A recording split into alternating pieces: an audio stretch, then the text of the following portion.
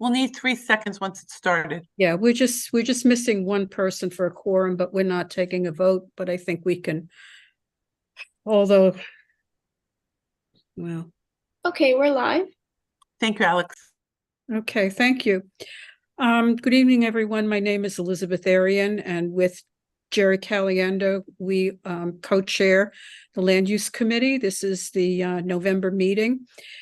And this meeting is being recorded and will be posted on our YouTube channel. We have one item on the agenda tonight, which is the City of Yes text amendments for economic opportunity. And I believe there are 2 applications related to this, one for the commercial districts and one for the manufacturing districts. I believe we're getting a presentation tonight from Department of City Planning on this, on these applications, and after which the committee members there'll be a Q&A for the committee members and discussion about this. The schedule for this is kind of long. It's long compared to what usually we do. We usually review applications within a 60-day period. But what I think we're going to do this time with these applications, because they are so voluminous and so many parts to them, that I can confess that I have not even gotten to the manufacturing yet. I'm still in the beginning of the commercial issues. So it's going to take us a while. I believe the Department of City Planning will give a presentation to the board at their December meeting. And at that time, it will be open up to questions from the board members. But the public hearing itself will take place in January, when the vote will be taken. So we have a month's time to prepare our report and to really get to understand what's being proposed and get our thoughts down on paper so that the commission will know where we stand on this. So right now we have 2 gentlemen from City Planning. We have Colin Ryan and John O'Neill. So Colin, I guess being our representative, you want to begin and introduce or whatever, start the presentation, share your screen.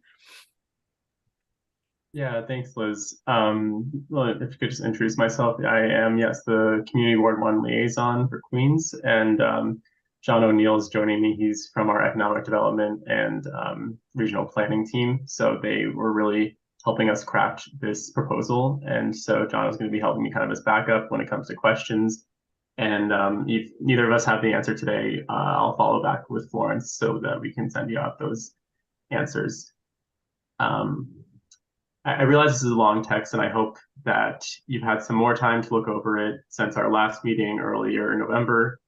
In terms of how we kind of use this space, I'm just curious. I don't have a new presentation to give, so I'm wondering if you'd rather just jump into questions and focus on certain proposals, or if you'd like me to run through a quick version of the deck again. I think we need a quick review. Jerry? Agreed. Thank you. Okay, I'll do a quick run through. Florence, are you able to give me screen sharing permissions? I'm sorry. What did you say? Try now. Quick, he asked me for screen share. Oh, okay. Did it work, Colin? Yes. Here we go.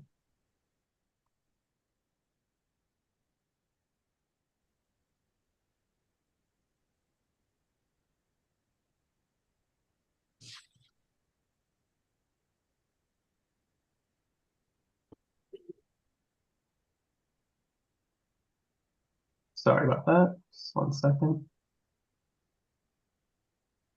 Just want to confirm everybody can just see the slide and know the notes. Yes, I can see them. No notes. Just the presentation is showing, Colin. Okay, thank you. Sorry. Yeah, of course. It's hard to tell from my side. Okay, great. So yes, here is the City of Yes for economic opportunity.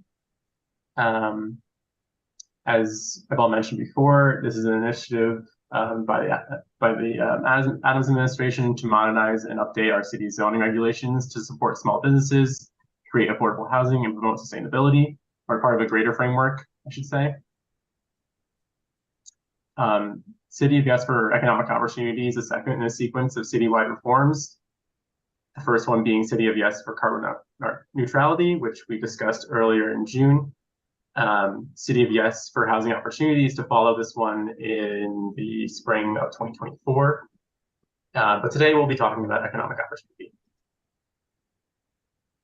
So before we dive into the policy itself, I think it will be helpful if we just go over what zoning governs in New York City. Zoning defines what type of uses or business types and sorts them by zoning district. Because in many cases, the way that zoning regulates businesses hasn't been updated in more than 60 years. There are outdated and sometimes counterproductive regulations in businesses, like preventing a bar from advertising the time a band might perform, or setting a strict square footage cap on how much space a bakery can devote to baking.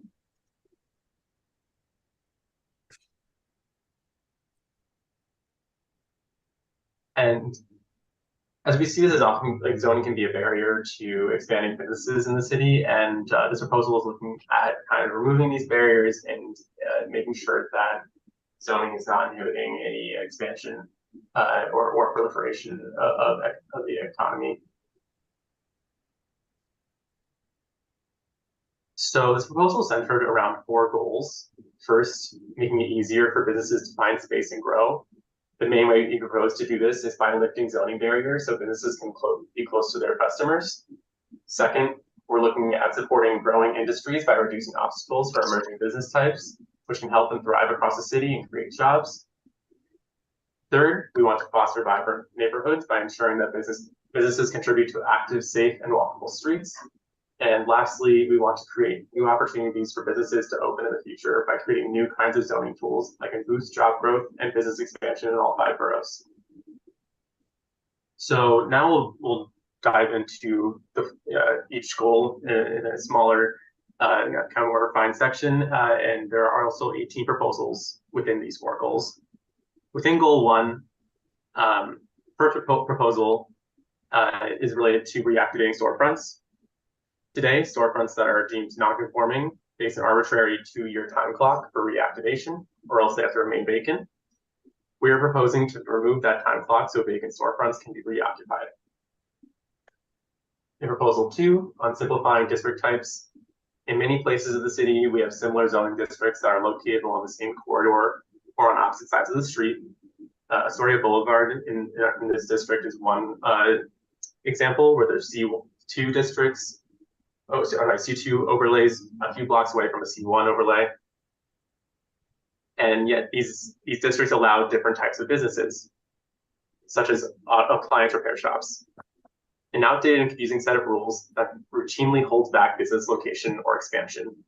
We are proposing to simplify the differences between similar kinds of zoning districts to make it easier for businesses to know where they can locate. Proposal 3 has to do with small-scale production. And so, as many of you know, our most recent zoning resolution is from 1961. There have been many changes in technology and our economy. We want to allow for small-scale clean production like pottery studios, bakeries, coffee roasters, 3D printers, and things like that to locate in commercial districts for the first time, instead of only being allowed in manufacturing districts. Proposal 4 has to do with loading docks. If one of the clean production businesses in the last proposal wanted to move into an empty office building, today they would face rules that would require them to add additional loading docks, even if they don't need to, even if the building can't physically accommodate them. We want to allow for older commercial buildings to change over time by not mandating a business tear apart the ground floor of a building to provide a new loading dock. Proposal 5 has to do with upper floor commercial spaces. Today, zoning allows for many buildings to have a mix of residential and commercial uses, but zoning often restricts businesses from being able to use upper floors. This limits options for new buildings to be built that can contain both residents and businesses, or for older buildings to adapt over time. We're looking to enable renovations or new construction of mixed-use buildings in these places where it makes sense by allowing commercial uses at the same level or above residences, provided that complete separation between uses is maintained.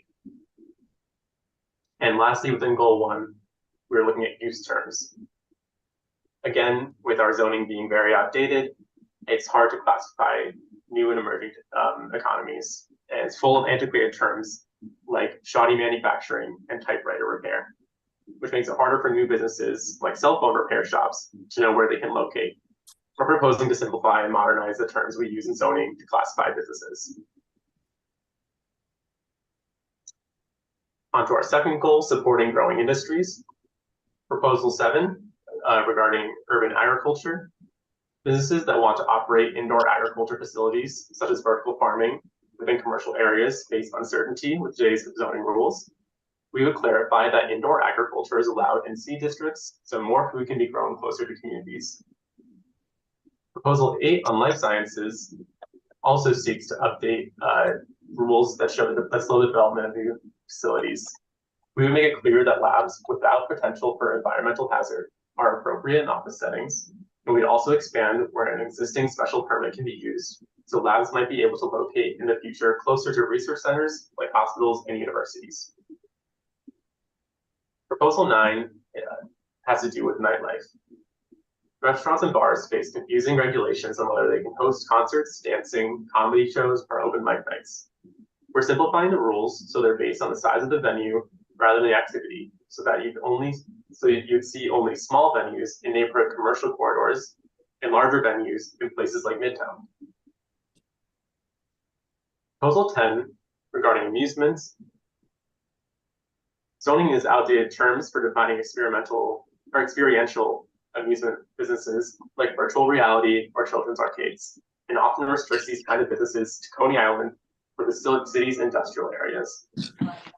We would simplify and modernize how zoning treats amusements and recreational activities to make clear these businesses are allowed indoors and at a small scale on a neighborhood street, and at a larger scale in office districts.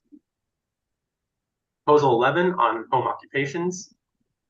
It is seeking to allow New Yorkers to start their businesses in their home, and zoning allows for a wide range of home business types currently, including jewelry, lawyers, and music teachers.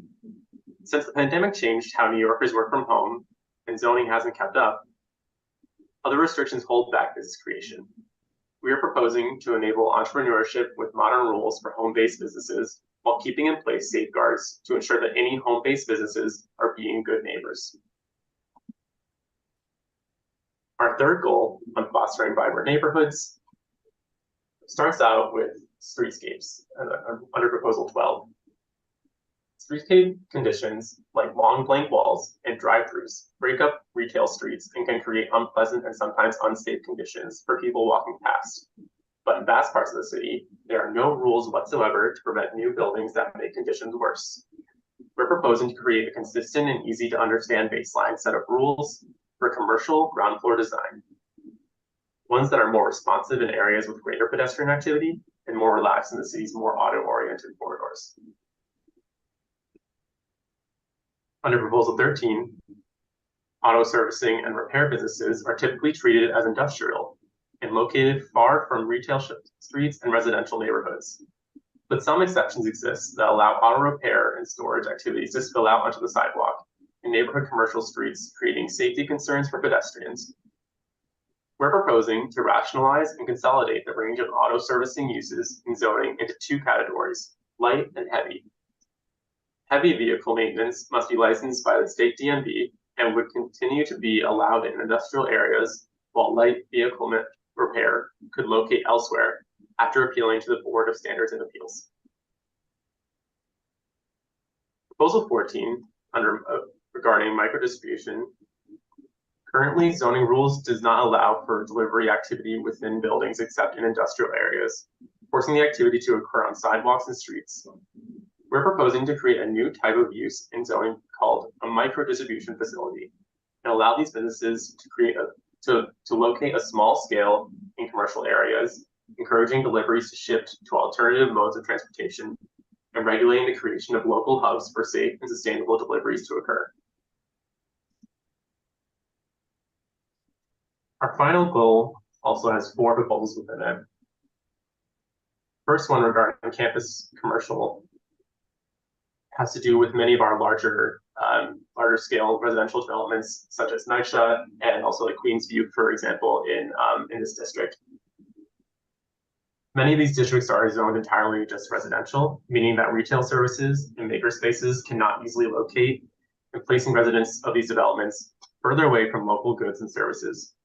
This proposal would create a CPC authorization to allow up to 15,000 square feet of commercial space in existing or new construction on a large-scale residential campus, giving residents greater access to basic necessities.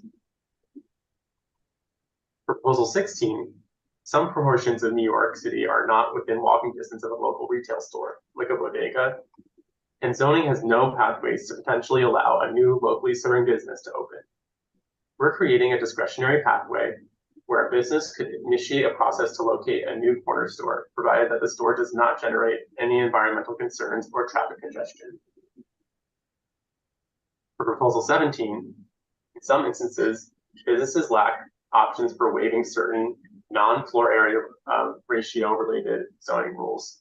For instance, film studios often struggle to build sound stages because of certain zoning rules like yard requirements and setback heights. Or the clothing store may want to expand to an empty second floor, but find that size limitations or location rules prevent them from doing so. We're expanding the zoning toolkit so businesses can initiate a process to waive some zoning rules on case-by-case basis. And lastly, proposal 18. In some instances, it's our zoning districts, not discretionary pathways, to modify them that are obsolete.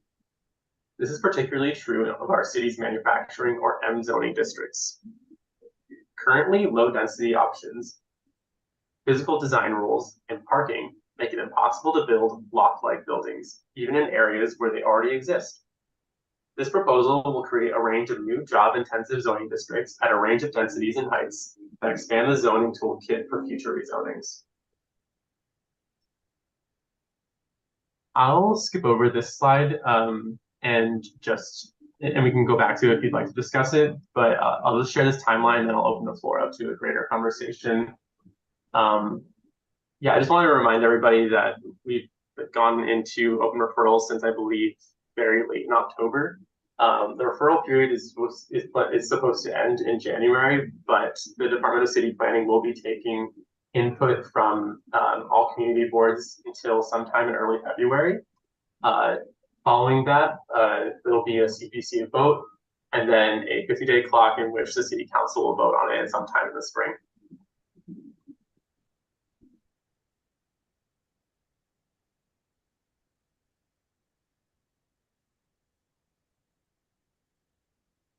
Okay.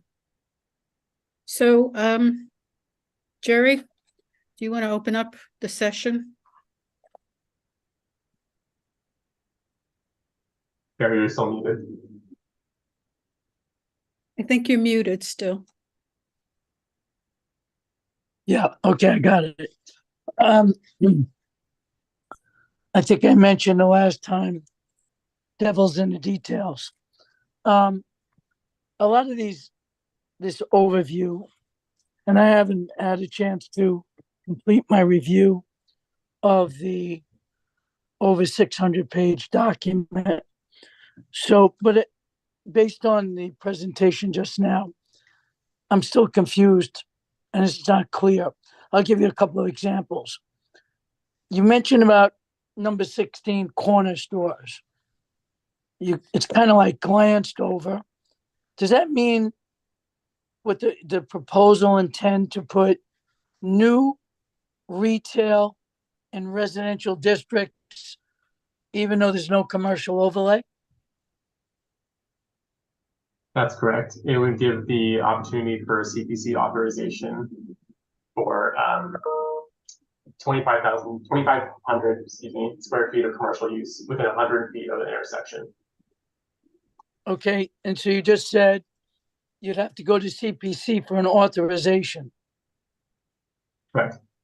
Okay, now if you're a small business, I want to open up a store, I have to go to CPC? How long will that take? 2 years?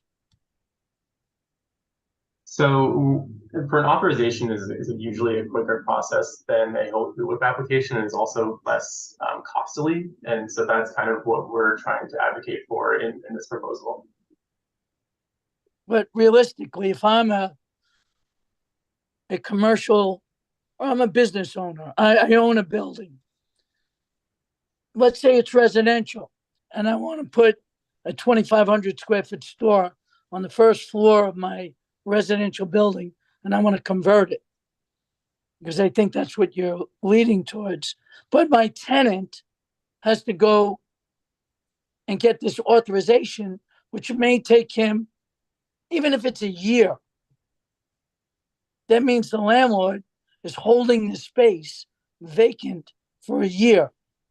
Does that make sense? It's giving ice in the winter. Right. I understand that city government sometimes takes a while for things like this to be approved. I think the alternative is that currently the option is not available to begin with. We're trying to expand opportunities, and currently none exist. Why do you need the authorization? Why not just allow it and go to DOB and get it approved? What is CPC going to do? I mean, if you're allowing it, you're allowing it. It's almost like this hotel certification or special permit with a subjective review of a site plan review. And to date, since de Blasio left, not one hotel has been certified. It's the same thing.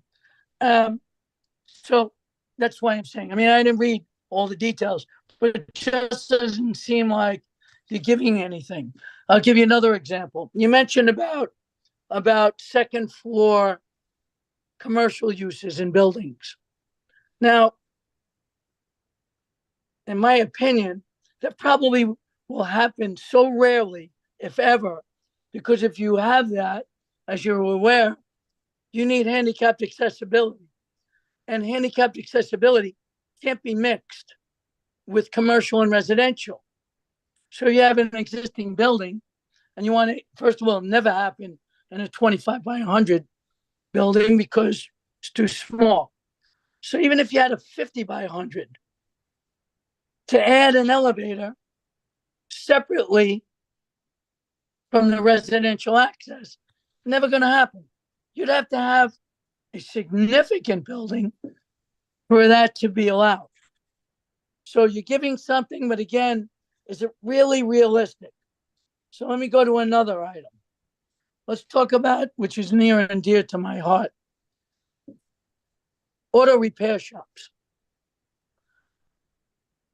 which is, I thank you from the bottom of my heart to have some kind of influence on the noxious use being deterred in residential areas. But why not do like you did with the adult entertainment and say, listen, after X amount of years, 2028, they're going to be banned. You can't continue your use.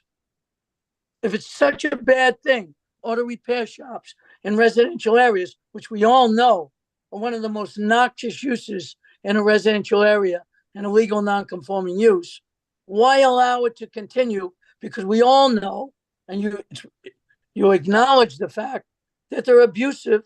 They're using the city streets. They're using the sidewalks. Why not just go the full length and say they got to go away?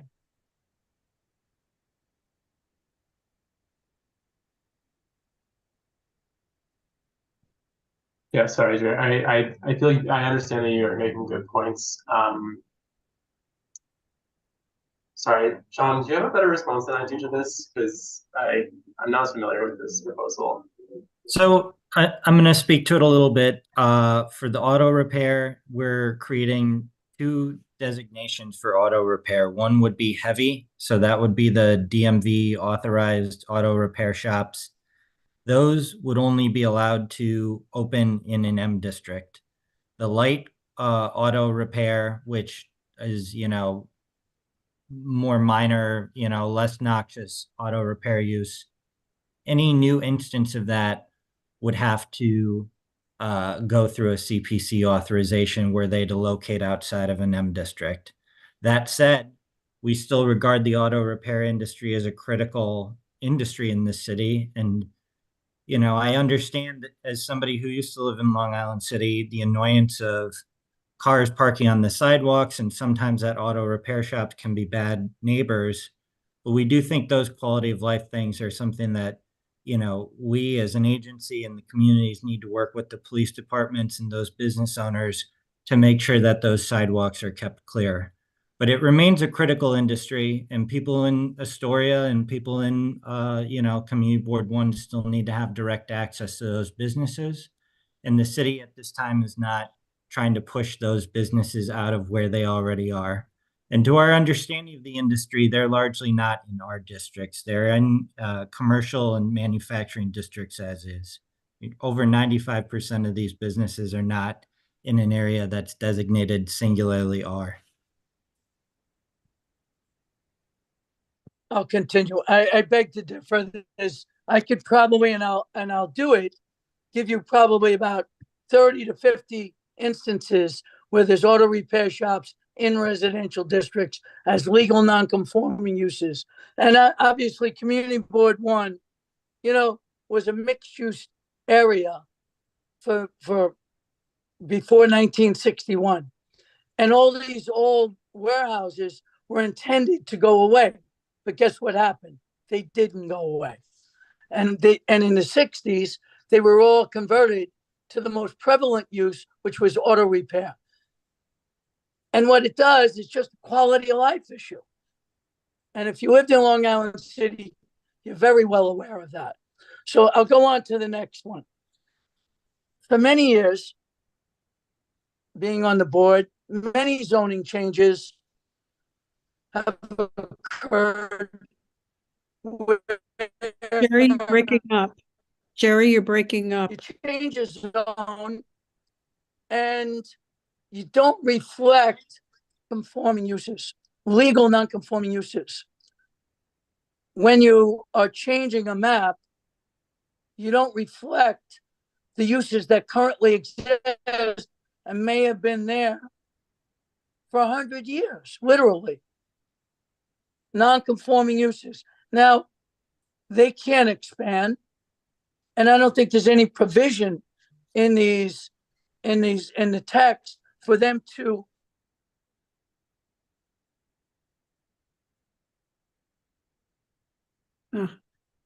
Hey, Jerry, you're muted. You're still muted.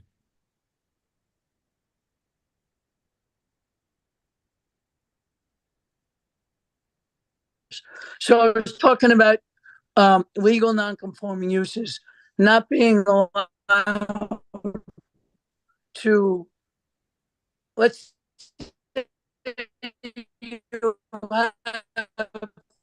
Hey, Jerry, I don't mean to interrupt you, but on Broadway or you've been 31st cutting out for the Avenue or last 2 30th minutes. Avenue. We're having trouble hearing Can you hear me now? A little Oh, better. I'm sorry. Yeah, All right, yeah. Liz, I'll defer to you. I'm sorry, Jerry. These were good points. I mean, what I think you're saying is that whenever they change a zone or a text change, they're not thinking about changing the legal non-conforming uses that are in residential areas, and that should be considered within the context of the change that they're proposing. Correct. Okay. I think that's a good point. I really do. They kind of never get paid attention to because they just exist and they've been there for so long. But Correct. I think you have a very valid point about including including an end date once there's a rezoning in an area or okay. And I just want to acknowledge that. So we're going to take that down. We'll bring that back to the team and we'll get a written response to the board on that point. I agree it's relevant. I agree that certain non-conforming uses as you know, Jerry's talking about auto repair next to res or certain industrial uses, you know, concrete batching, whatever, those can feel really inappropriate next to lighter residential and commercial uses. So we're gonna bring that back. I don't think that there's anything that we can do in terms of setting a date, but we can certainly discuss it and get back to this group and see Can I what just ask one mechanisms more there are. question? Could you clarify number 17? You mentioned about BSA and CPC pathways. What does that mean?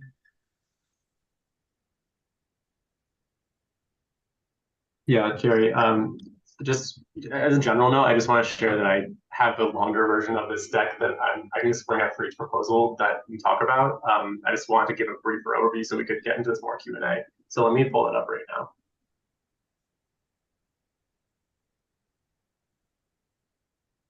Yeah, I didn't understand. Were you relegating city planning's jurisdiction over to the BSA, you know, or I was confused about that.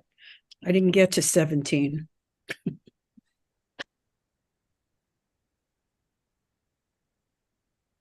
Right, so for proposal 17, where new or growing businesses are looking to construct new buildings, they often run into small zoning issues like limiting the shape of their building. For example, film studios have struggled with zoning. Sorry, I mentioned this earlier. Right, so sorry, this is a very long, so I'm not as familiar with every single proposal as well.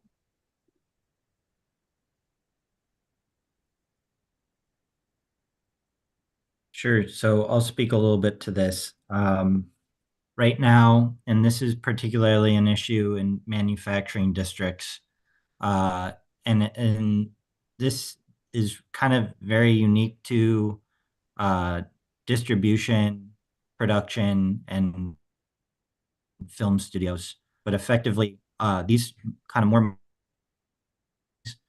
tend to need higher ceilings. They don't necessarily need more FAR. They don't necessarily need uh, more square footage, but they need to have a higher height capacity within them.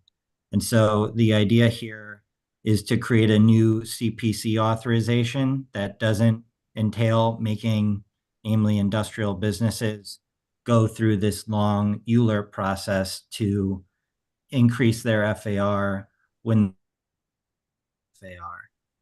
And so there are things like, you know, this height setback that can make it very prohibitively difficult to build modern kind of high cube industrial buildings in New York City. Would be to create a special authorization, which would be less burdensome than going through a full rezoning process. Thank you. Lawrence, you have your hand up? You're muted. Thank you, Elizabeth. I have two questions regarding quality of life as a district manager. Number 16, what Jerry brought up, the corner stores. Corner stores, there are certain businesses in communities throughout the borough of Queens that residents are sincerely concerned about the impact of the life. Will these be specific to like green food locations? Because what happens when it may be a nightlife institution or a cannabis retailer or things of that sort, where people may not necessarily want that in a residential zone where it is strictly residential buildings? Now, will corners be able to have those types of business? My second question is on number 17, the height capacity. We have a lot of gyms in our district, physical cultures. Will that impact the physical culture if they are doing an internal design on a physical culture? And for example, let's say they have a rock climbing wall. Would that impact that kind of a business? So, Florence, I'm going to speak to the rock climbing example. So that could reasonably be such an instance where you need a higher ceiling allowance, but you don't need more square footage for such a facility. That would qualify for this potential CPC authorization. Again, you know, this would still require community review, right? So this would still have to go before the board and receive the community's input before it went to CPC. The same thing for the corner stores. So admittedly, Jerry, you threw me off a little bit earlier on regarding the idea of the CPC authorization being too much of a process for somebody in our district to add a retail component to their building. We think the CPC authorization is a good mechanism by which we can get additional community feedback to take in, well, first of all, the community's opinions on whether or not they feel that this is an appropriate land use action. But if a corner store or were to be able to open, really that would just be considered a C in zoning. So it wouldn't necessarily have to only be a store. It could be a doctor's office. It could be a bar or a restaurant. Now that would also include like SLA approval for the bar or any business with a liquor license. But to get that approval, business would have to go through an environmental review confirming that there would be no adverse noise or traffic impacts. Again, it would be a community board review, and then it would go before a CPC vote. So it's a fairly high threshold to get that. I think it does continue to incentivize businesses to migrate towards spaces in C overlays and in commercial districts. So Florence, to the degree that I can assuage your concerns with this proposal, that is what the process would be. Thank you. Thomas, right? Hi. Thank you all. I really feel very proud to be on this board with such insightful people. I do not have a history or a training really in architecture. I'm an attorney, but my question is one that's really based in economics.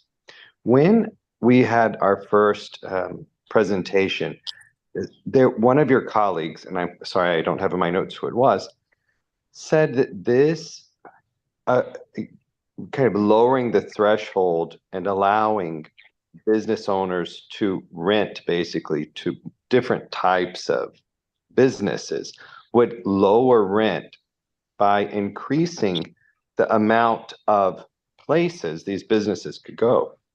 Now, that to me was interesting because I thought, and I later took this to some developers who are here in Queens, I thought that would increase rent prices because it would increase the demand for those specific rental storefronts.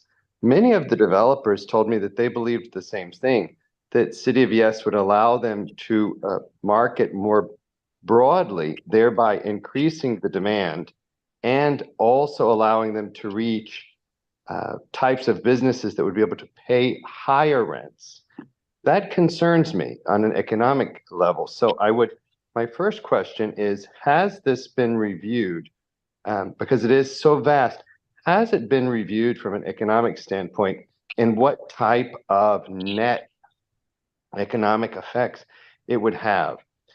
My second comment would be, although we continue to say things haven't been redone, we haven't really done this for 60 years, I believe the quote was. In law, there are many precedents that are very, very old.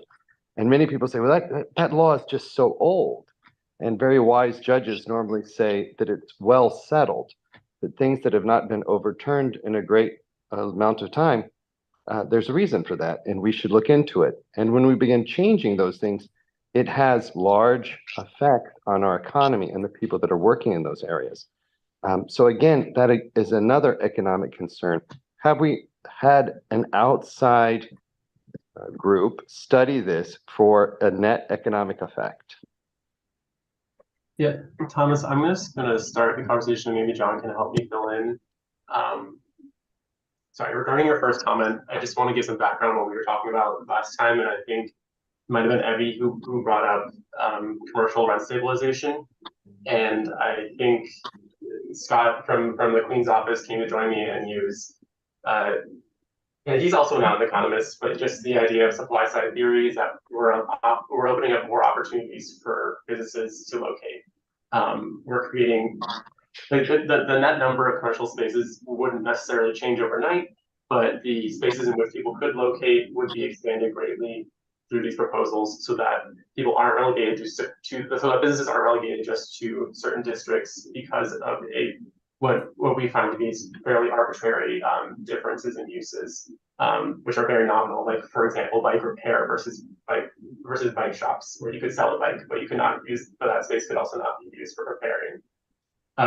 For repairing.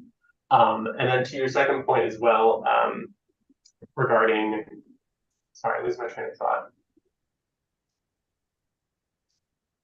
If you could remind me what your second point was again, just very briefly. My question basically is, has this huge presentation been examined by a group of economists to give us a net effect on real estate prices? My review of it shows that it will increase the market for much of the retail areas, thereby allowing them to raise retail prices because their market becomes larger. I don't see it increasing. So my theory would be opposite of your colleague's theory, that indeed it would increase prices. And I've spoken to 3 developers who share that idea with me. So I'm wondering, do we have any type of data from trained economists or whomever it may be that would study things like this that lets us know which way the dial will turn? Will things become more affordable, or will things become less affordable? Right. Thank you for reminding me. I also remember that you mentioned something regarding relating law to precedent, and how we sometimes something should stay around because it exists for a while and it's worked. I think I just want to reiterate that, like, our zoning text, we really enjoy when it's dynamic. We think that the city changes often and all the time. The way we work is different now. The type of technologies and businesses we have are different, and our zoning resolution as it existed in 1961 was a little too constrained to really address those items without ambiguity. Regarding your comment about the economic study, John, do you know if we've done anything about this, or is this something we have to get back to the community board about? So we need to get back to the community board as it pertains to the Cs. I can certainly speak to the M district proposal and why we believe that this is a way to reduce rents in M districts. So as part of the M district proposal in City of Yes for Economic Opportunity, we are proposing a district called Core. So it's an M3A, and it would limit non-commercial uses to 1 FAR in those areas where the tool applied to them. So if those areas were rezoned core, the intention there would be to reduce commercial speculation in our industrial districts. Right now, our M districts effectively allow anything other than residential. So you have lots of higher value, retail, office that's moving into areas that were traditionally industrial districts. That is displacing our industrial economy. We understand that that level of commercial speculation in industrial districts has displaced those businesses and is an issue.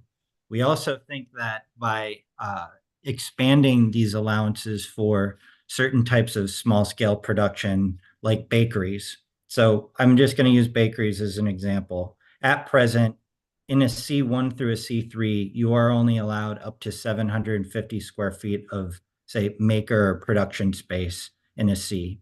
If you're a successful bakery, you all of a sudden go over 750 square feet, you are out of zoning compliance. You need to move to a manufacturing district.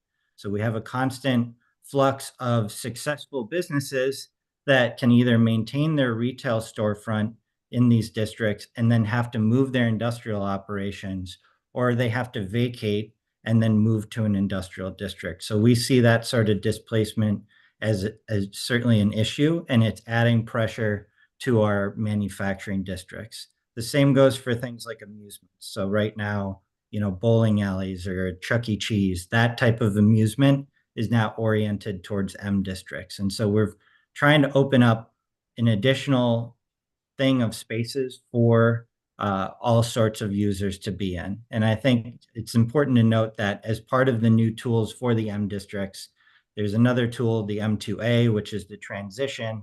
Right now, 96% of our M districts in New York City are zoned for just or 2 FAR or less. So they're very low density. There's very little ability to redevelop. The idea with the M2A district is maintain some ground floor industrial and then incent upper floor retail and commercial. So allowing developers a greater range of FARs to select from to effectively densify our industrial districts. So in that sense, we think we're going to open up a good deal of new space for both commercial and industrial businesses. I can say we've done a racial equity report, which can talk about a little bit, notions of displacement, both racial displacement, but also economic displacement. We have that document. We can share that with the board. I can say from the M zone application, we found that this proposal would have no adverse impacts. And I believe that's the same case for City of Yes for zoning or zoning for economic opportunity overall. And Colin, I don't know if it would be helpful. You probably have the full deck for CB1. There's a slide where we denoted the percentage of vacant businesses in the board at present. I think it would be helpful if you pulled that up and could show that to folks. I don't know the figures for this board, but Colin, if you have that slide, I think that can help better inform this conversation. See, that really is the point of my question, is that, so we have vacancies. Why do we feel that all of these changes, which I really think could be done through just definition changes, would economically fill or economically incentivize others to rent these void spaces? Who has done that study and where can I find it?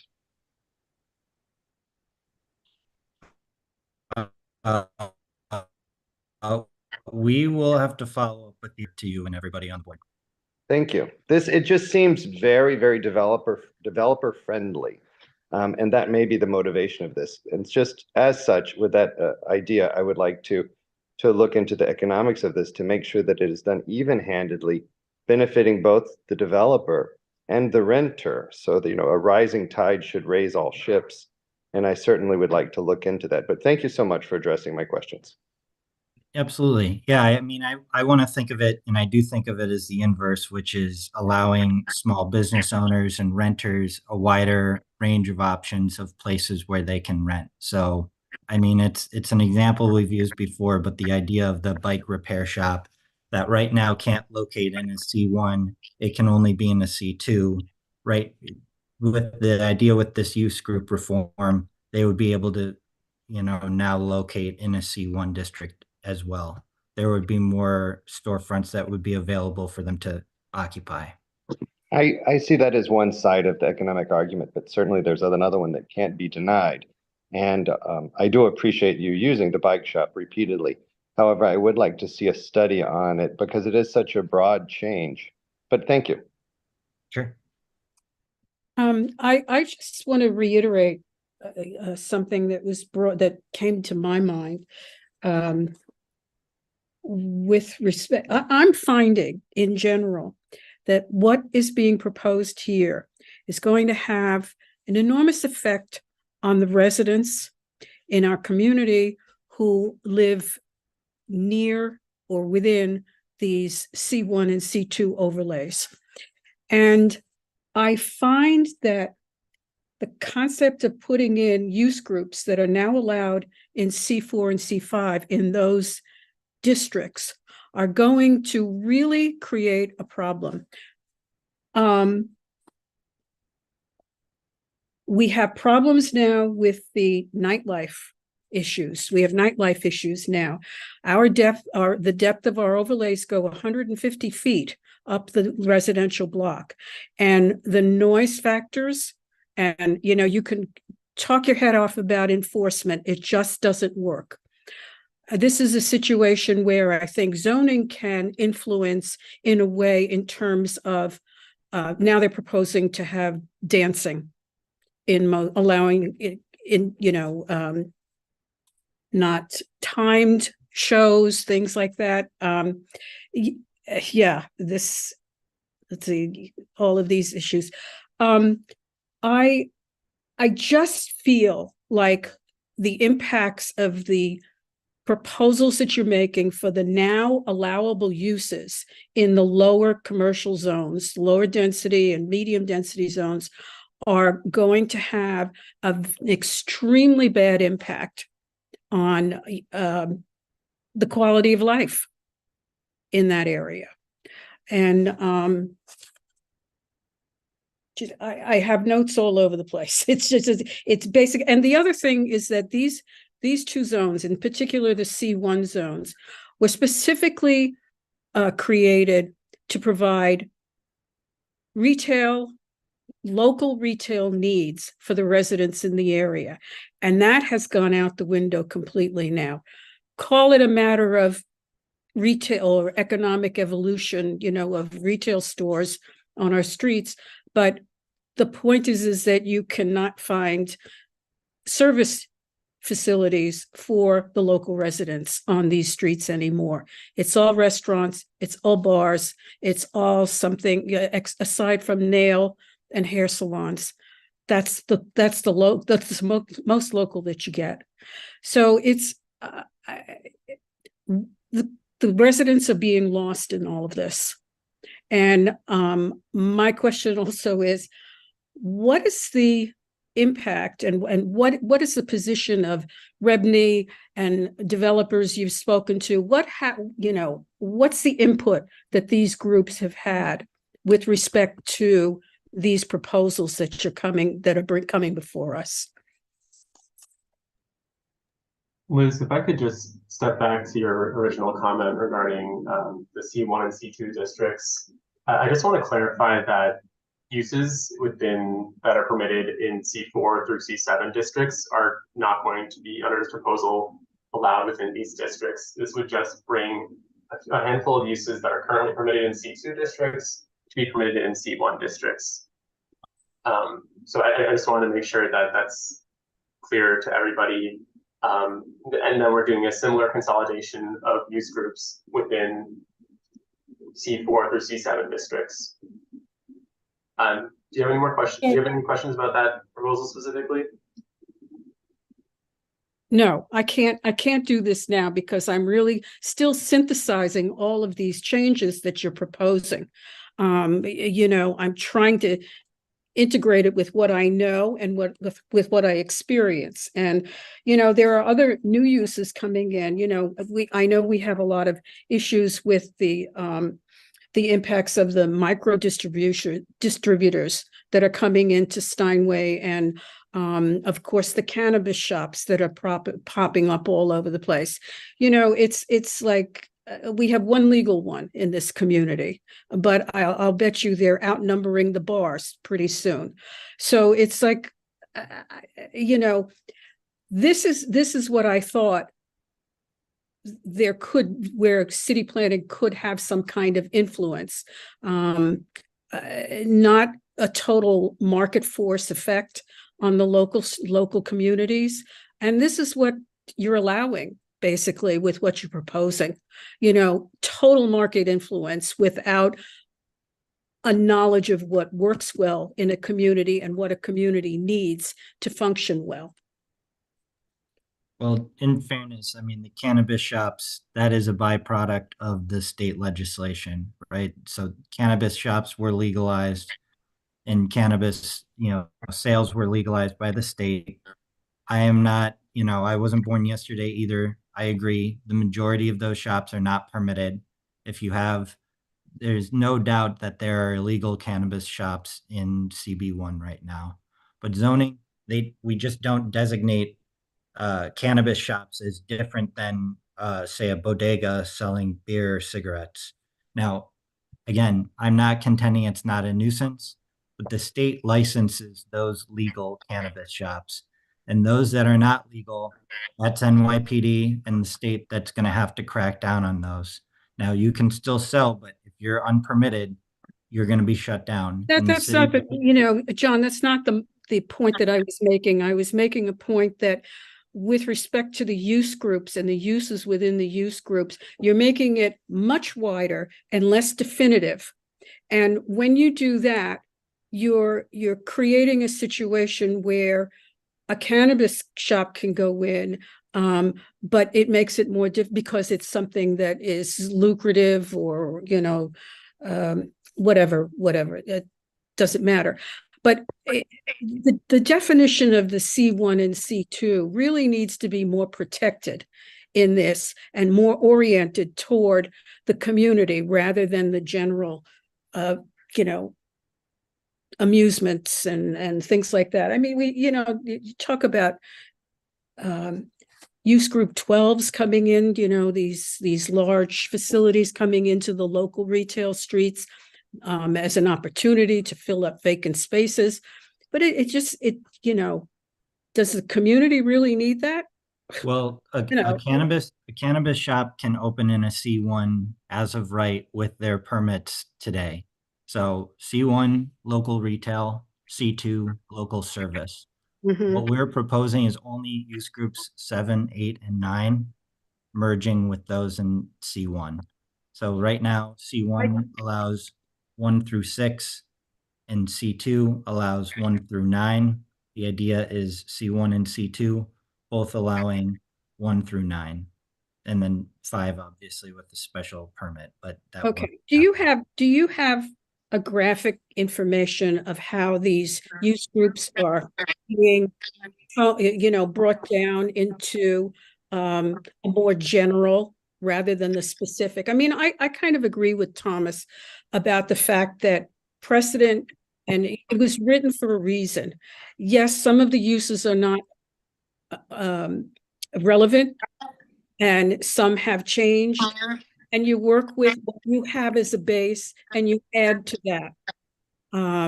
So I think what I'm having a problem with is that we have so many specific uses. God knows how many pages we have in Appendix A. But the point is that what are you synthesizing them down to? Yep. So you we know, have that, and we can absolutely share that with the board. That's also publicly available. So we're going to provide a shareable link, which is going to denote what that broadbanding proposal looks like. And the document that we're going to send you is going to show all of the current uses. And then as a result of this proposal, what the new number will be and the new, say, batching. Okay. I mean, okay. When I see it, I probably will have more questions. The other issue, is with home occupations. Mhm.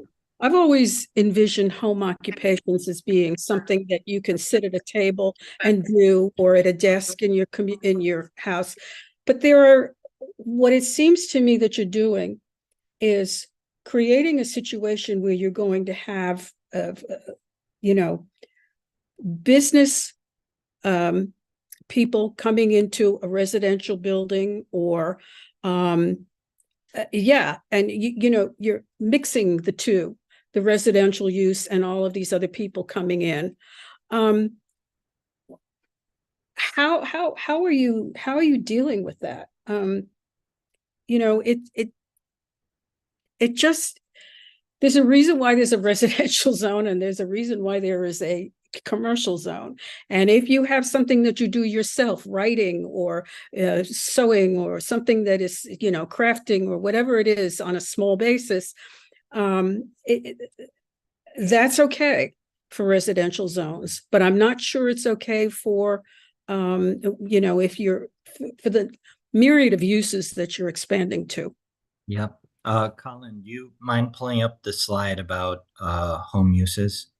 So the new rules would be an allowance up to 49% of the area of the home, or a maximum of 3 employees. So I agree, that is my idea of a home business. Maybe you have 3 lawyers, or you have people who make shirts or whatever type of thing, small home business. But I do want to denote that, as a tenant or a landlord, you can include in your lease agreement that you cannot operate a home business in that space. And if you are a tenant, like any legal contract, you have to oblige to what is requested of you.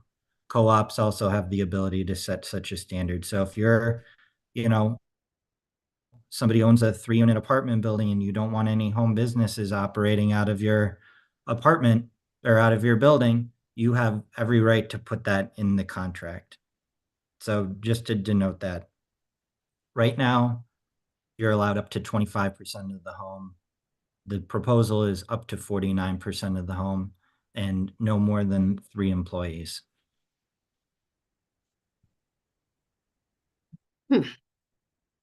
Okay. Richard has his hand out. Hi, I got back. And John, it's good to see you again. Hey, Richard, long time no see. It's been a while. Good. Yeah. Colin, good to see you also. Got a couple of questions. To be frank, I've been very busy and have not really been able to read too much of the text at all. So these are just general questions under the assumption that if I'm listening today, one thing that where will delivery hubs be allowed under this? Which the DOT is proposing to alleviate the number of trucks we have, like Amazon and UPS delivery trucks. They're talking about, distribution centers, small mini distribution centers set within the city. Will these be in residential areas also? Are these part of this proposal? So No, under it this, would not be allowed in residential areas. They will not? No. Okay, so it's going to be in commercial areas, and then out of those areas, they're going to be using like the little mini delivery trucks and bicycle cargo vehicles, right? That kind of stuff. Yeah, that's the idea. And That's Colin, the would it be concept. helpful to pull that up just so everybody can see the proposal that Richard is referencing? Mhm.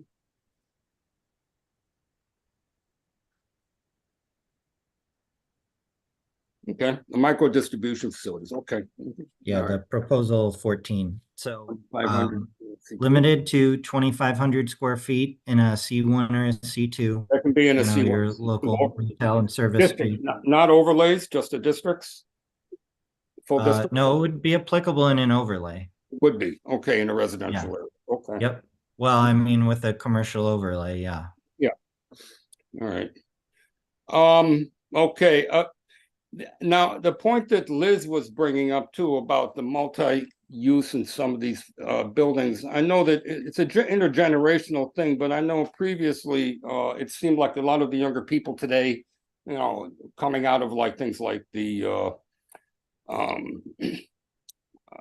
Cornell Technion, things like that, discussing multi-use when they they were asking for buildings where they both lived and had their laboratories and recreational facilities all within the same building, sort of a vertical lifestyle without leaving the building. Is that part of the impetus behind some of what you're doing here to allow those kinds of multi-uses within one new building?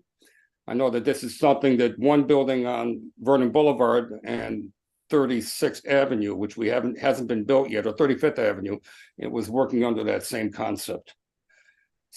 So is that part of the reasoning behind, what Liz was referencing in terms of mixed use? Yeah, I believe that it is. I do think, especially when it comes to new construction, that there can be a benefit to mixing residential and commercial uses. And sometimes when those uses aren't necessarily in contrast to each other, we don't think it's really, say, meaningful to arbitrarily separate an office from apartments above. Or if you were a small, builder and you wanted to build apartments on the lower floors and put your office on the top of the building, of course, it would have to have a separate egress and a separate entrance from the residential component. But we do want to, offer people that allowance. So that's part of the impetus behind this change. Okay, because I know that it was something that was discussed by a lot of the younger people that we've talked to. One thing that always comes up whenever I have a large developer comes into my area, one of my areas that, again, and it reflects back to what I earlier said about the deliveries, is for these buildings to all have some sort of a receiving facility so that the trucks and everything are not blocking the streets and the sidewalks. And even with these delivery bicycles, you would still be blocking sidewalks. Some sort of a recessed area. You know, usually developers don't want to do it because they don't want to give up the space, but I do think in matters of efficiency and in matters of flow of traffic and pedestrians, it's important to be able to have something like that required in residential buildings above a certain size when you can, you know, your vehicles can be parked either off the sidewalk and off the street, and deliveries can be made within these buildings. Since we have so many deliveries right now, you know, people throughout this city have, you know, probably average 5 to 6 deliveries a week, and that's a lot of deliveries. So I don't know if something like that has been thought of or addressed, but I think that might be an interesting thing to discuss. And I guess the last thing I wanted to say was, and this is, I'm going to agree with what was said before, I think the most effective thing that can be done in this area is to get rid of the legal non-conforming zoning. It's just Ravenswood, we have been trying since 2010, like we keep reiterating this, to get a zoning study done. When we've got an industrial area like Ravenswood that is primarily zoned R5, it's ridiculous. And it's driven businesses out of our neighborhood. They don't want to go through the aggravation of if they want to expand. It's prohibiting them from expanding. They're moving to New Jersey. And this is ridiculous. And it's just a matter of, you know, paperwork. Basically, and it doesn't have anything to do with our workforce or the neighborhoods and things like that are already industrial, you know. So this is something, I don't know if something can be put within this program to mandate that these studies be done, but it really needs to be done. We've been trying for too long and getting nowhere. We keep getting the excuse that you don't have a budget to do it. This has been going on again, like I said, since 2010. We even have a request in our expense request to the community board for funding specifically to DCP to actually do this study, which, you know, still hasn't happened. So that's something I really, really, truly hope that you can somehow interject within this changes. Hey, Richard, I just want to get this right. Is the ask to put a limit on how long a non-conforming business, or are you saying that No, I'm not asking. conformance with the zoning is? What I'm just asking for is a study to be done, similar to the study that's going to be done in Long Island City when we recommended changing the zoning, similar to the zoning that was done north of 34th Avenue in Astoria in 2010, when they basically, you know, took a holistic view of the whole neighborhood and basically threw out the old zoning and redid the zoning based upon current and planned expansion in the area. And then you'll see that there's been very few ULURPs and things like that in that area because it's already baked into the existing zoning. It also makes new development much easier to do, you know, but then most of the big rezonings we've had to do are in areas that were not rezoned in 2010. You know, when the developer has to come in, he wants to put in new housing, and he's got to spend hundreds of thousands of dollars to get a rezoning done, get a ULURP done, when it should have been done in a holistic sense years before. That makes no sense. Okay, with respect to the zoning, we have a framework for residential and mixed use zoning for Ravenswood. So at this point, you know, let's not get off topic. Well, no, what I'm saying is that they should take and use this tool to try and force DCP to do its job, frankly. Thank you. Amy? We had all right. Hi, thanks, Richard. You primed a question for me because I wanted to know if there's any way for the non-conforming uses where, let's say residential with an overlay of commercial, can a residential owner then apply for, you know, just residential and getting rid of the commercial overlay? So Amy, I think it's a little bit different from non-conforming uses in this situation. If someone does own a mixed-use lot with a residential district and commercial overlay, they have no requirement to build a commercial district. It's just an opportunity they have to them currently.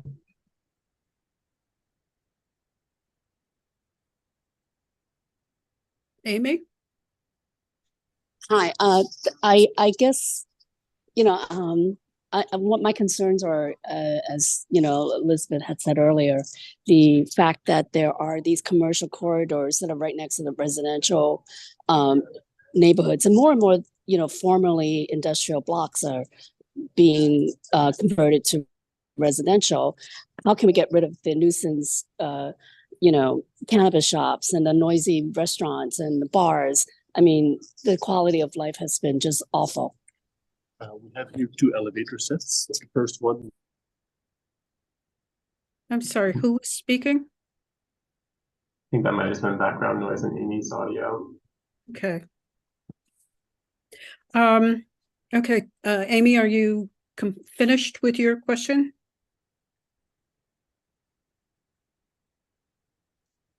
Okay, I'm going to take that as a yes. Thomas?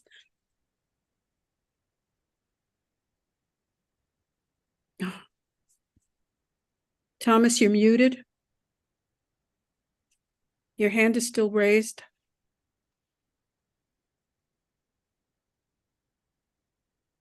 Okay. Florence? I'm speaking as district manager, obviously, as not as a board member, where I receive all the quality of life complaints that Elizabeth so eloquently talked about and Amy was just speaking about.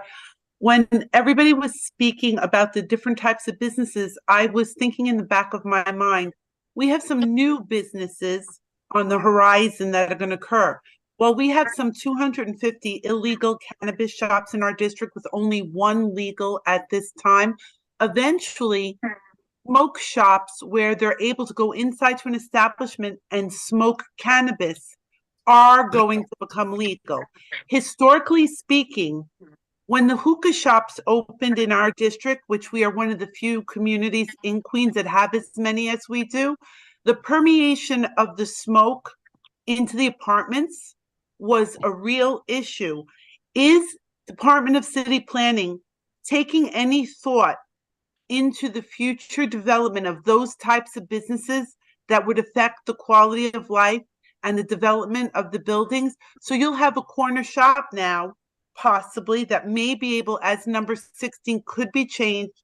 And instead of saying, okay, this is a green spot, let's have that as a grocery store. Let's have it as a deli. Let's have it as a food industry. Now you're going to be able to have a business on a corner of any residential block where people may be smoking cannabis indoors. For all I know, because I don't know what the new laws are yet, they may be smoking outside as well, and or selling in a location. And I'm well aware, you know, it's NYPD and enforcement and this, that, and the other thing. But with over 1,000 liquor licenses, we know that there aren't enough enforcers to do the job. And yet, as a city, we say we don't want to keep placing everything on our police officers. But as a city, your agency is not engaging other agencies to do the enforcement. So the quality of life is going to be a massive impact. When you have a couple of drinks and you're sitting in a bar, and now you're going to allow comedians to do their act, and you're going to have some 100 people in an establishment laughing their heinies off, it's going to be a real problem, you know? And when you have a few people out there dancing and they're really having a wonderful time, which is fantastic. I just broke my foot dancing. Wonderful. But a couple of drinks and that bass goes up. And the impact is there. And the residents, I guess it's job security for me, ring my phone off the hook. And I'm concerned, heartfelt concern for the quality of life, because it affects the health of our residents. It affects the mental health, the emotional health, the deprivation of sleep. So I want to know, are you taking into consideration the future of smoking cannabis indoors and the impact on this zoning? And isn't there any way that possibly those corner shops could be residential areas could be green shops and food shops and limited to a certain specific type of industry that would be more compatible with residential areas. So I'm just going to say zoning is not going to, and just being honest with this group, not going to differentiate cannabis shops from bodegas or bars or other such businesses. I just want to set a realistic expectation. Regarding whether or not the smoke from, say, one of those lounges is noxious, I don't know that it's like, so I don't believe that DEP at this point would regard like cannabis smoke as a noxious item. But typically, if there was a business where, there's certain smells from a coffee roaster or there are noises from a bar, DEP would take measurements to have a better understanding to, determine whether or not this is a noxious use or if this noise is outrageous. NYPD can also conduct noise tests to understand whether or not a bar is being too loud. So those are two such instances of enforcement. But no, I mean, zoning is not going to differentiate whether or not a cannabis, lounge is allowed to locate in a C. It's just regarded as another local retail business. It, of course, would have to be licensed. And I know you've said, one legally licensed, 250 illegally. And I'm not denying that reality. I live in the city like all of you. We all see it. And it is an issue, but it's not one that zoning has the ability to address. No, I have to disagree with you, John. The fact that zoning can name or decide which use can go within a certain distance of a residential zone, it is something that can be written in. There are specific uses that have effects on the community. As I said, the whole emphasis on putting dancing in any place that you can have music, any place where there is a bar, whatever. Heck, I'm not, against all that, but I wouldn't like to have that on the corner of my block. And I wouldn't certainly like to have it in a bar that may be 150 feet from the main corridor, the commercial corridor. So there are limitations that city planning can write into the zoning. And I think that's what some of the speakers here tonight are talking about, getting some kind of protection from the myriad of uses that are going to possibly show up on their local strips. So, and again, to me, it seems the emphasis is on the economics of the city rather than the quality of life in the city. And, most of us here do not object to what's being done overall, but there are specifics that have increasingly bad impacts on the community. So, regardless of the cannabis is in a situation of its own, there's nothing we can really do about that except make the complaints and try to get enforcement involved. But anyway, Thomas. Apparently I'm just use my phone, Elizabeth. I think you're being impatient with me. I couldn't figure out how to take myself off mute. Oh. But I was taking a note with your questions, and you had a question in your previous question asking, which was unanswered. I thought it was very interesting. You asked a question specific to the involvement of developers in this process. I don't want to rephrase your question for you, but I would like to hear your question answered. The question specifically was regarding the input of developers, but I don't want to misquote you. No, that is correct. And I mean, I'm well aware that you have spent a year going to all the community boards and gathering information. We know that, we know about that, but what we don't know is where these suggestions are coming from. Sure. So, I mean, I'm not trying to hide anything, and it wasn't an intention to deflect on that question. I mean, developers were absolutely consulted. I can say, as the person who worked primarily on the M district proposals. A lot of this land use proposal came from something called the Industrial Working Group, which was about 30 different industrial practitioners. There were not developers in that group, but I have spoken with developers about the economics of building a new industrial building in New York City. So I can certainly say that component of it, of this zoning for economic opportunity, was informed by talking to people who have built buildings in New York City. I can only assume that that's true for the rest of these proposals, but we spoke with all sorts of small businesses, small industrial practitioners, industrial preservation advocates, multiple other groups. So it's not singular input from one group, if that's the insinuation. I mean, they were one voice among many. Okay, thank you. Jerry? Well, wait a minute, but hold on a second. I'm sorry, Jerry. Was there anything else you wanted to follow up with, Thomas, on that? Oh, you're muted now.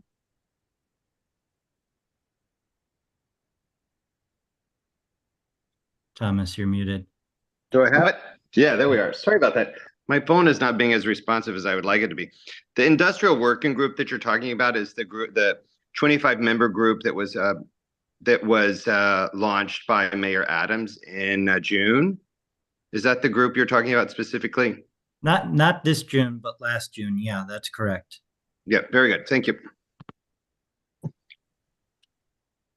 Jerry? Yeah, I just want to know if we're going to get those documents when we ask for an explanation and they're put up on the screen. Are we going to get those explanations, those graphics to our committee?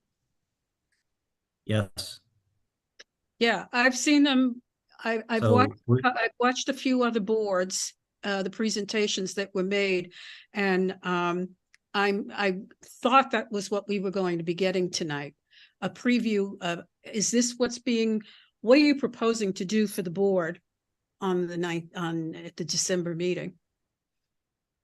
I'm planning to use the same presentation. Are you referring to something else that I haven't seen before? Are you asking me? Yeah, and when you said you saw something different in other board presentations. Yeah, I've watched two boards in Manhattan, and those presentations were quite extensive, and the graphics were quite extensive. I don't recall what, I don't think they were, some of what you showed tonight were on those, were there. So Getting them in advance of this meeting. Yeah.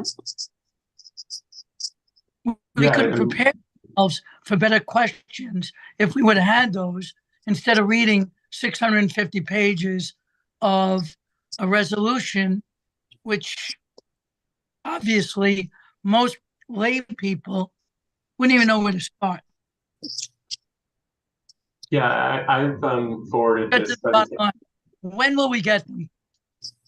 Yeah, I'll forward this presentation to Florence and she can circulate it with the entire board. I'm not talking about the presentation. I'm talking about those sheets. Whenever we asked an explanation for 16, 17, 18, whatever it is, and you popped up a graphic, we need all those graphics immediately. Yeah, Jerry, but that's an extended part of the same deck that I was using. It just goes in depth more for each proposal. Because we'll be able to use that as a tool and a guideline into taking that and then going into the resolution and try and understand it a little better. And I deal with the resolution every day, and it's almost impossible to look at the City of Yes proposed document and make heads or tails out of it. It's too much. It's way too much. Impossible. Once you use it, once it's adopted, then we'll have to use it and apply it to a project. But we're talking about ahead of that, understanding what it is and the implications. And that can only be done by what you brought up on the screen a couple of times. So that would be greatly appreciated. I'm going to suggest that the committee and anybody else who is listening go to the EAS and get to table B1, the likely effects of the proposed action. It talks about, it goes proposal by proposal, the number. And it talks about the description of what the text is going to be and the likely effects of it. So that was how I got most of my information and understood what was happening, rather than looking at use groups and going back and forth, etc. So it's the EAS explains it. Of course, it's explaining it because it is justifying the negative declaration that was issued for it. So, read it with a critical eye, but read it nonetheless. It makes it a bit easier to digest. So, okay, Amy, you had your hand up. Yeah, I just wanted to follow up on what Jerry said, because I don't think I've come across these proposals that were just presented. And I think they would make sense to have for all the board members to have before the next meeting. And how many proposals are there? Because there's a lot of, changes in the zoning text. So, I saw a couple of numbers, 11 and 17 and so on. Altogether, are there hundreds of them? And how can we possibly talk about all of these changes in a public hearing? Thankfully, not hundreds. Okay, that just wanted. Okay, it's 18 proposals. It's a lot, Okay, and there's okay. no denying that there's a lot. And this is, a major ask of the boards and of these, members to review this. Yeah. Colin is obviously your point person. He's your borough planner, but we've been taking notes on everything that was said tonight. Yeah. We're going to respond accordingly. I referenced earlier that I was going to share the document about the broad-banded uses. Okay. But another thing that Colin is going to share is there is a public City of Yes zoning for economic opportunity page, which if you want to read the draft text for both proposals, both the M and the ZEO containing 17, the M districts contains 1. So together it's 18. Okay. All of that is public record. So that is going to be sent to Florence, who's going to distribute that with you. Thank you. Okay. I think as much as we could, we've discussed it tonight. I'm not, as I said, I think when we have a meeting on what is this is going to be December. Okay, December 19th, I think, is the meeting. And that's when we will have the presentation. But I think this committee may have to get together again in the month of December to really, once we kind of understand what's being asked, what's being changed, because it may only be 18 categories, but within those categories, there are numerous changes that are being made. Okay, so 100%. It's just not 18 things that are being changed. There's 1,000 implications. Precisely.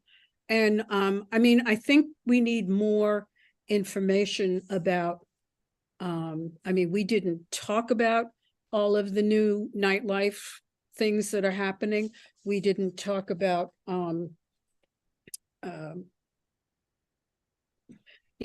how are these micro distribution places going to really physically operate?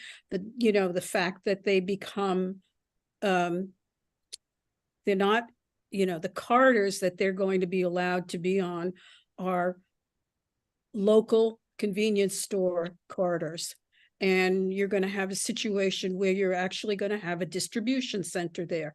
They may not be using trucks, etc., but you're going to have impacts on the sidewalk and, visibility You know, my thing is that I hate walking past CVS's now because everything is papered over. I have no idea what's going on in there. And this is even worse because I guess it's just stacks and shelves of produce and not produce, but merchandise Good. that they can just pick off the shelves, etc. I don't think that belongs on a C1 or C2 street. It's my opinion. Well, it wouldn't be very dissimilar to, say, your neighborhood UPS store or your post office. I mean, this is a type of space where, you know, packages would get dropped off and then distributed at a local level. So it's not, I mean, this 2,500 square feet is roughly a standard New York City storefront. I mean, this is not, we're not talking about a new, you know, large scope Amazon facility. These are pretty small scale retail sized places. And I think the idea of doing such a thing is to reduce the impact of, okay, we have something like 54 last mile distribution centers in the city. And that's how it works right now. If you get an Amazon package, it's probably coming from somewhere in northern Astoria, Maspeth, Hunts Point, or Red Hook, depending on where you are in the city.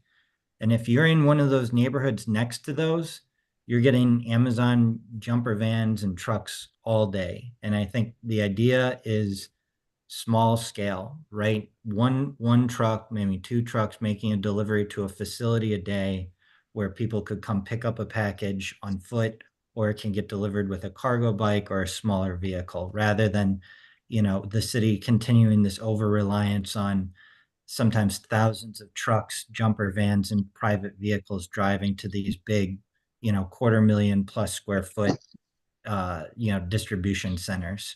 So that's what I want to say. And obviously, you know, I want to be respectful of the fact there is a lot in this.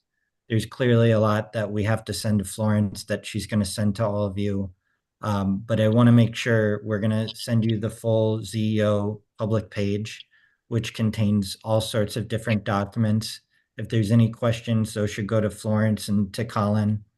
I'm just trying to think what else could be of use. I mean, like Jerry said, you're going to get the full presentation with those breakout slides. So it's those kind of appendix slides that go into each proposal in much greater detail. Things are not being left off of those slides. Those are meant to sum up what that proposal is in one page. And if that triggers more questions, I think, you know, give those to Florence and make sure she gets those to our Queen's office. I think that in the presentations I saw, that I think they were about 45 slides or something like that. Yeah, there's a bunch of applicability maps, and just want to, like, we also created a bunch of visuals that I think, you know, at a future meeting, it's important to go through those again and to show, okay, you know, here's your neighborhood C1s, here's your C2s. This is what will happen in those areas as a result of these changes. So just to help people visualize, you know, maybe you live in some part of Astoria and zoning's not your thing, and you see that presentation, you're now going to say, hey, you know, I actually live half a block away from a C14. You know, this is making me think about this a little bit more. So that is more and more we're getting C4s in our district, you know. Yeah, you've got a bunch of C4s, right? 31st, Steinway, Broadway, 30th Avenue and Newtown. Done, yeah. So I have another question was, John, how are you going to train the building department? How?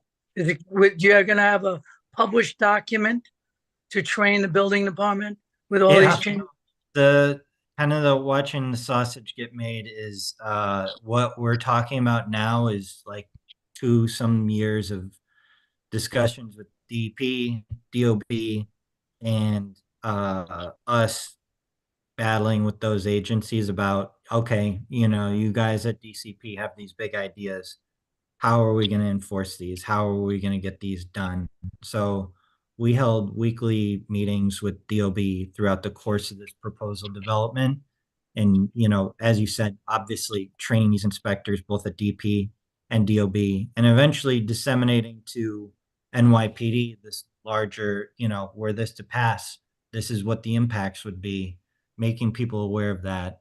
That is a big part of this, is making sure that Is- inspectors have this right, and of course, plan reviewers too. Are those documents already available? What do you mean? I mean, they have everything. All of this was vetted by those agencies before we. No, that's not what I'm saying, process. because, I've gone through numerous changes in the resolution, quality housing, waterfront zoning, you name it. Yeah, And in each instance, there's a cheat sheet given, a document, 11 by 8.5 by 14, whatever it is, given to the building department for their examiners to understand what's in the resolution. yeah. Yeah. Do you have that?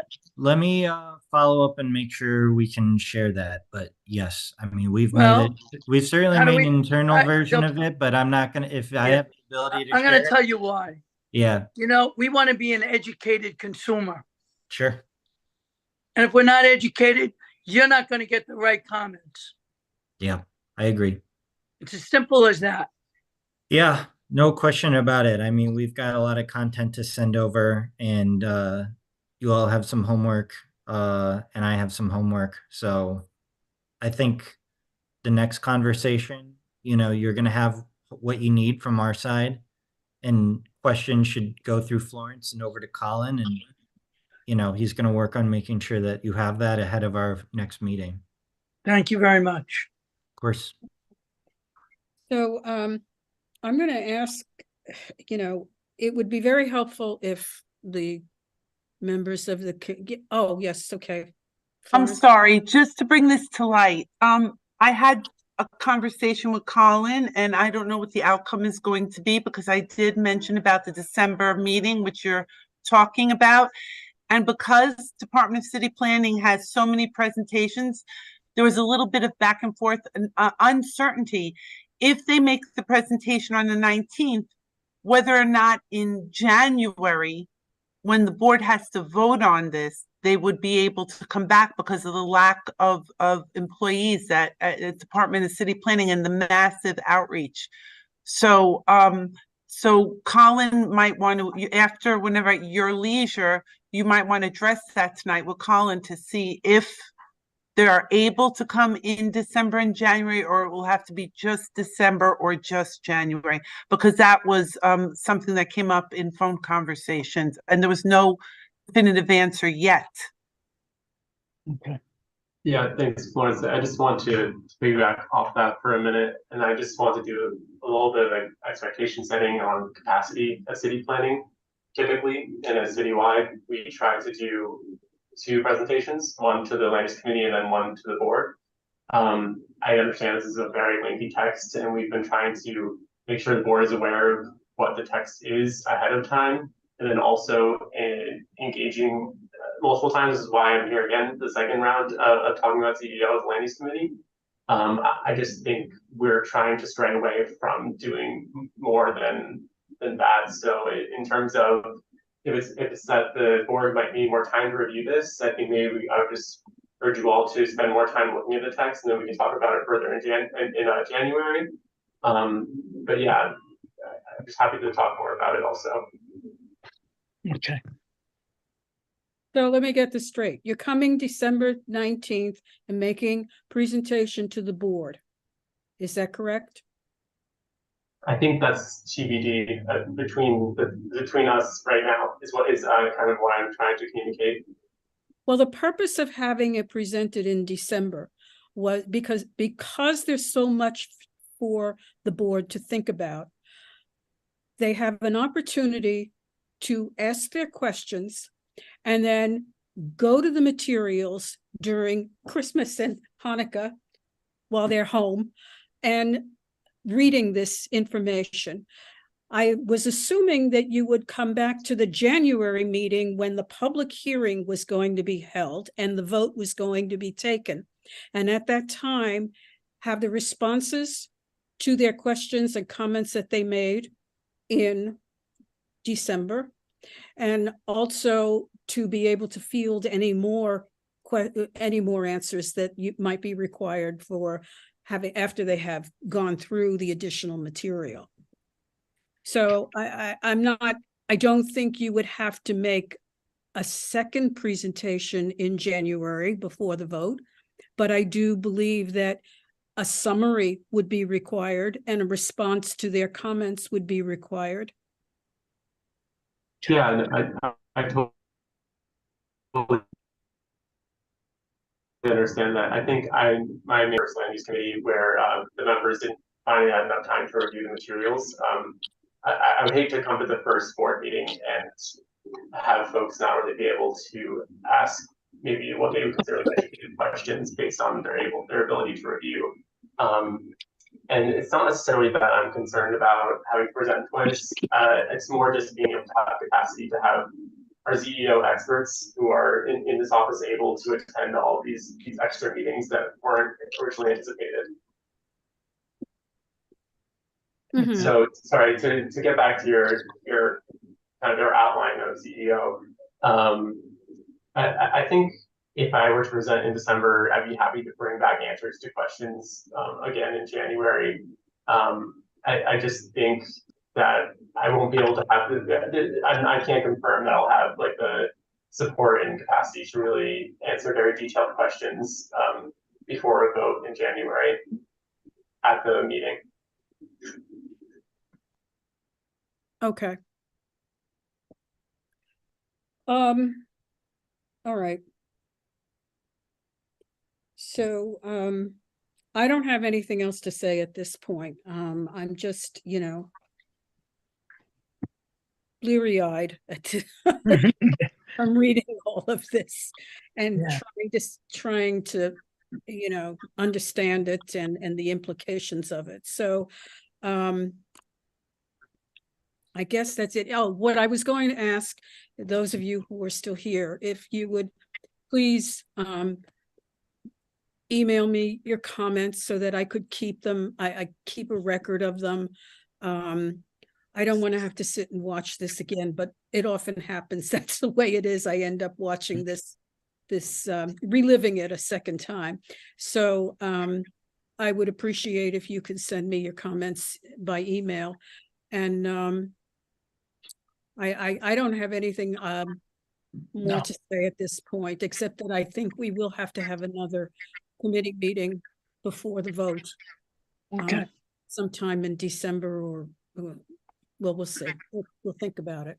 I certainly would like to send around anything that, the start of a report, a start of a basic position paper, I guess it would be, and have a few weeks to work on it.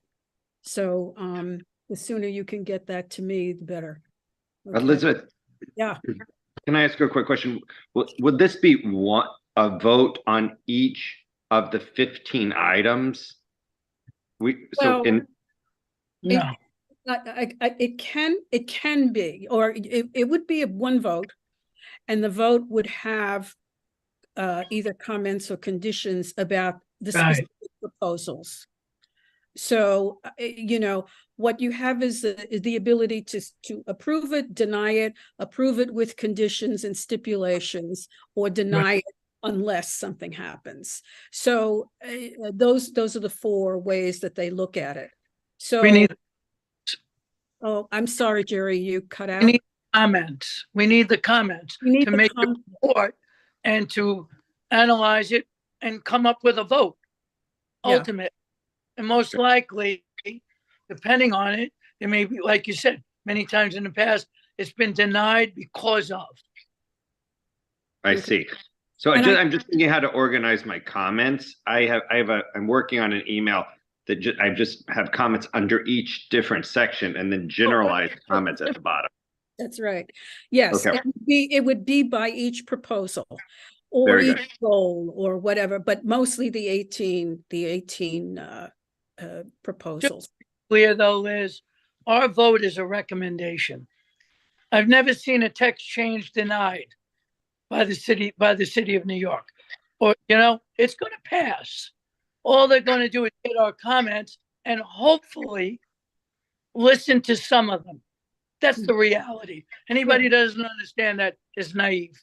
That's the reality. This is going to pass the mayor's gonna push it through with the city council. And hopefully some of the comments that we make, they're going to massage, hopefully, if all the community boards got their comments listened to by the city council people, then maybe there'll be a change. Mhm. That's the only way it happens, but it's gonna get passed. There's But no you know, question. don't get me wrong. I'm not opposed to the concept of updating and correcting the zoning resolution and you know, dealing with what's coming down the line. Not at all opposed to it, but what I am opposed to it is just the broadness of it and the effect that that's going to have on living in this area. Especially since we don't have a lot of you know, most of what we have is C1 and C2. So, I mean, Elizabeth, can I add a real quick comment? Sure. Just to say, we're requesting 2 votes. So 1 vote would be on the ZEO package, and then 1 vote would be on ZEO M zones. But I've gone to a number of other boards in the city, and we have a little handout. You can determine whether or not you find it useful, but it does feel like a ballot. And so it has the 18 oh, proposals. I saw that. And it Yeah. has like a yes, no, and comments. And I'm just sharing this anecdotally. Like there was a board in Staten Island, I won't say who, they're like, okay, 9 of these are great. These make sense. I get it. 2 of these are like, or no, it was 8 of these we hate. They're horrible. And one of them seems okay, but here's what we would want done. And so Right. after each one, there's a comment thing. I defer to you as a board as to like how to synthesize that, but I felt like that from other boards I've been to, that felt like a good way to get a representation of all the board members can, say, okay, I have a question about this, or I don't like this or that. Ultimately you're going to vote the way that you vote on this. I do think it's important to include those comments because, you have a council member and they're going to play a very active role in negotiating this. I mean, Jerry spoke earnestly about how this typically works. And I think, articulating what you really have issues with Mhm. is important. And I'm sure there's some things that everybody here thinks is good, maybe. Mhm. It's New York, so nobody thinks everything's good. But, there's certain things that are good, and there's certain things that I could see where people, have objections to it. So, as Yeah, these I mean, materials get better distributed and everybody has a chance to see these things, I think people are going to have more informed questions and comments. Not that tonight wasn't great, but just to say, wider group of people. yeah. Thank you. That was one of the things, the thing that I had to do to make this, to organize it in my mind was to go by proposal and putting it in not city planning language, but my own language and what I know of the zoning. So, what we have and what will happen or what is supposed to happen. So, okay. So I want to thank you, gentlemen, tonight for the presentation and Thank you very yeah, it was helpful, but it's a first step. And I know that we're going to have another, there's a great deal of information that will be coming our way to review. So, thank you. Yeah. And motion. oh, we don't need, it's no motion. Thanks so much. Oh, speaking I'll of that, second anyway. thank you, but I think that we may have to have a session in Mhm. January in person to Okay. vote.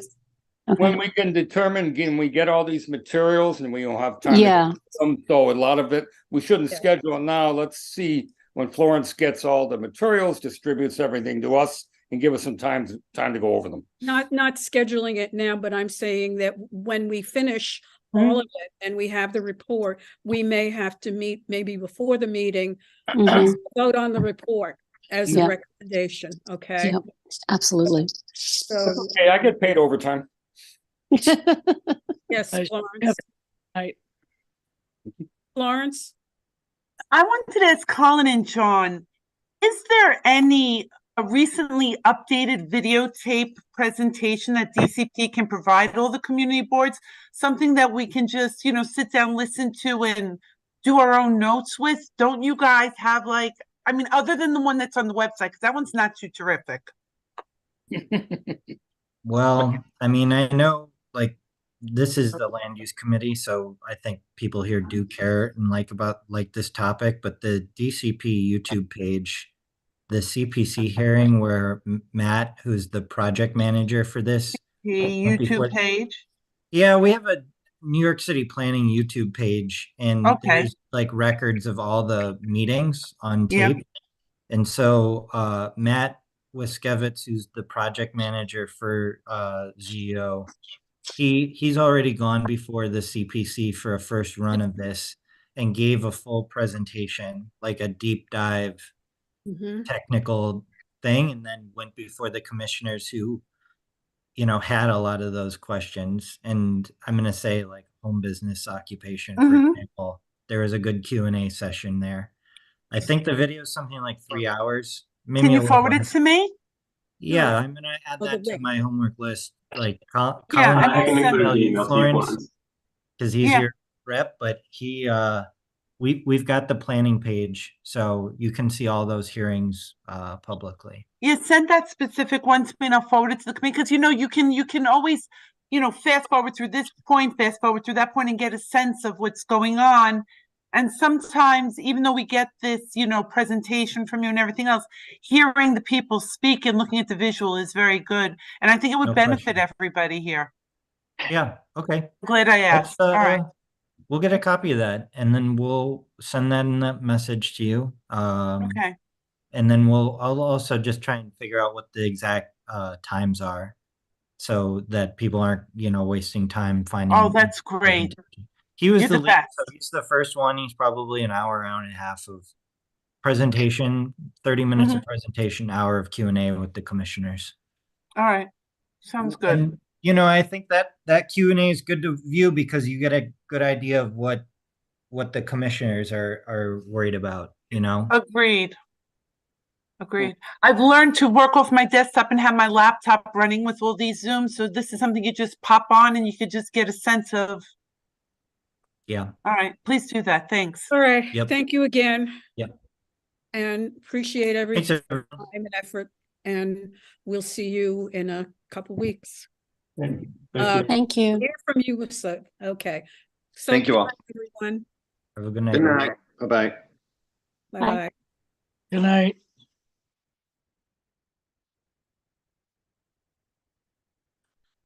Okay. All right. Leave meeting. How do I leave meeting?